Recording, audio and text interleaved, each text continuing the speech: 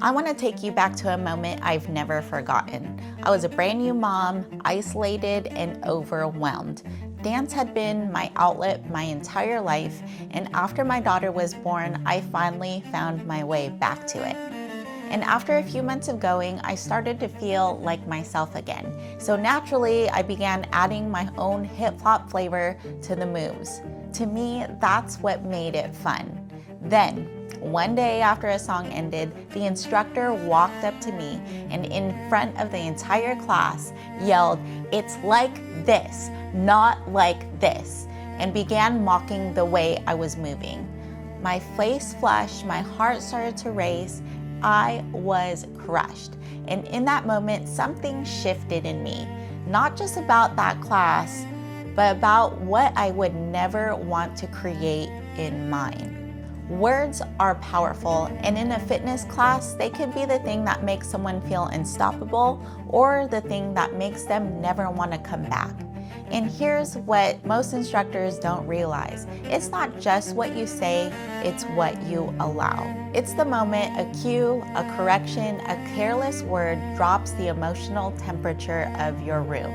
Sometimes it comes from you, sometimes it comes from a member, but either way, you set the tone. And by the end of this video, you'll know exactly how to cue in a way that builds confidence instead of killing it, in a specific system I use in every single class that brings everybody to a flow state. Hey, I'm Michelle, the founder of HiiPOP Dance Fitness. I created this series for fitness instructors who want a class that doesn't just fill up, but stays full, where members come back week after week and bring their friends. But here's what I learned after years of doing this. The classes that do that, they're not just well choreographed. They're built on deep connection and belonging. And that's exactly what this series is about. If that's the class you're building, hit subscribe. Now let's get into it. And here's what most instructors believe about corrections, because I did too. If someone is doing it wrong, you should fix it. It's your job. That's being a good instructor. And I understand that instinct completely, but here's what the correction actually costs. The person you corrected, they spend the rest of the class wondering if everyone noticed, wondering if they looked wrong, wondering if the class is really for them. One correction, one moment of wanting to help, and you've planted a seed of doubt that can grow into disconnection. After that experience, I made a promise to myself about the kind of space I would create. But here's what I learned. Creating that space isn't just about what you do, it's about what you allow. Early on in HiiPOP, I noticed something happening between songs. One of my members was consistently correcting a newer member. Not every class, but often enough that it became a problem. And I want to be clear about something. She wasn't doing it to be mean. She genuinely thought she was helping.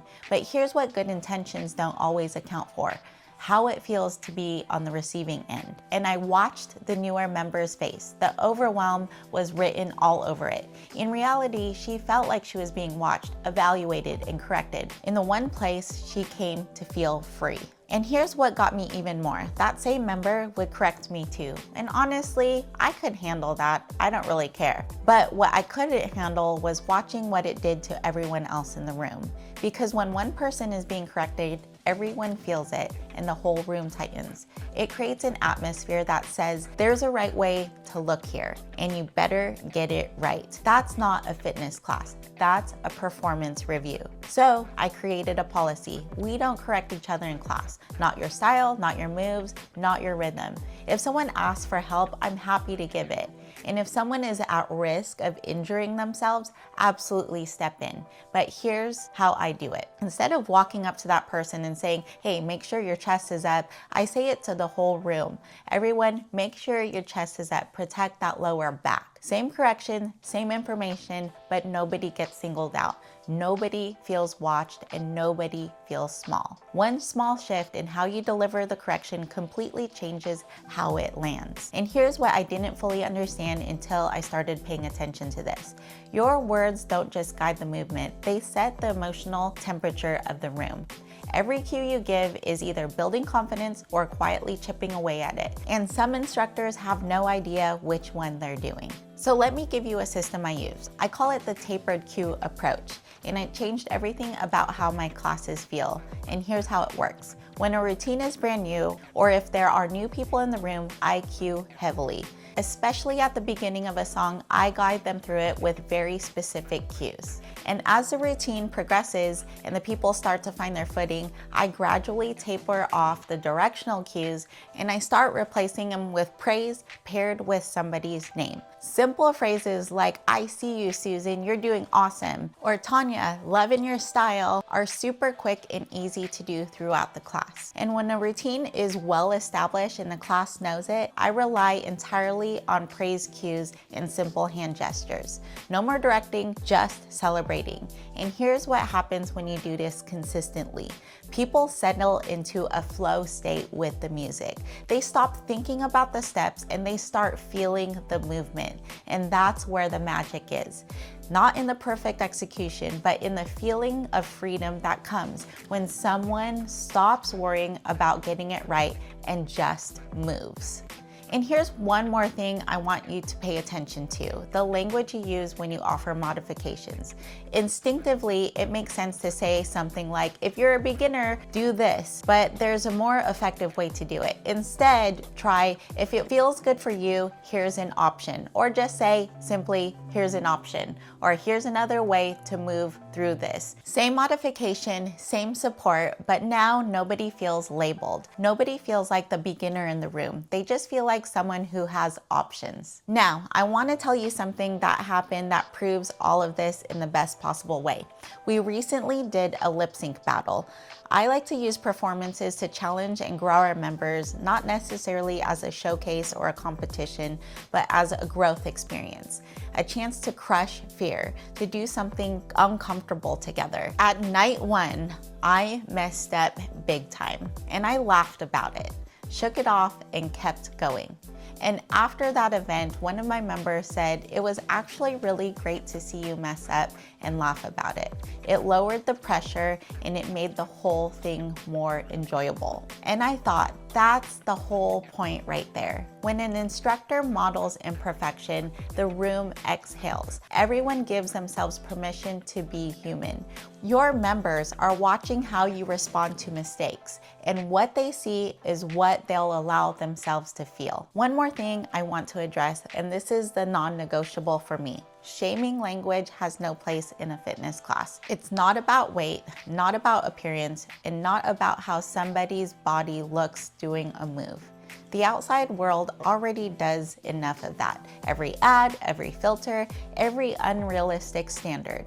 Your class should be the escape from all of that, not a reflection of it. When someone walks into your room, they should feel like they left all of that at the door. And what they find inside is a place where their body is celebrated and not judged for how it moves or how it looks doing it. When I think back to that class, to the instructor yelling at me in front of everyone, I'm actually grateful for it, because it showed me exactly what I never wanted to create. A space where people feel watched instead of welcome, corrected instead of celebrated, judged instead of free. In the classes I've taught since then, I've carried that moment with me as a reminder of what's at stake, because the words that you use in a room, they follow people home. Make sure they're saying the right things. And here's what the mic drop mistake costs you over time. Members who came in feeling nervous leave feeling confirmed in their worst fear, that they're not good enough to be there. They won't tell you, they'll just stop coming, and you spend weeks wondering what happened. Confidence doesn't grow under correction. It grows in spaces where people feel safe to be imperfect. And your words are either building that space or quietly tearing it down, one class at a time. If you want to prevent the mic drop mistake, here's where to start. Number one, implement the tapered cue. Guide heavily at the start and replace cues with praise as the routine progresses.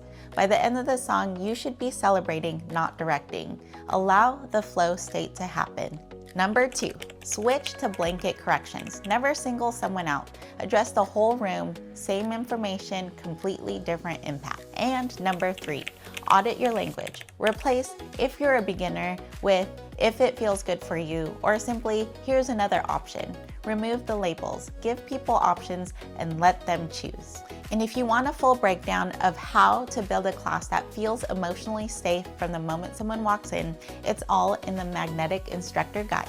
It's free at magneticinstructor.com, and the link is in the description. Go grab it.